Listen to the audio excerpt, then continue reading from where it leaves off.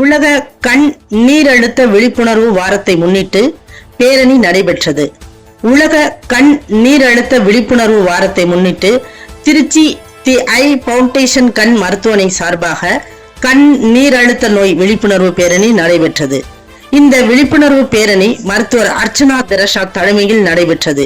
இதில் சிறப்பு அழைப்பாளராக திருச்சி போக்குவரத்து காவல் உதவி ஆணையர் முகமது ரஃபி கலந்து கொண்டார். சிறப்பு அழைப்பாளருக்கு மருத்துவமனை நிர்வாகத்தின் சார்பில் சால்வை அணிவி கொடுத்து வரவேற்றனர். அதனைத் தொடங்கி பேரணியை கொடியசைத்து துவக்கி வைத்தார். ஜெகதீஸ்வரி அனைவரையும் வரவேற்றார்.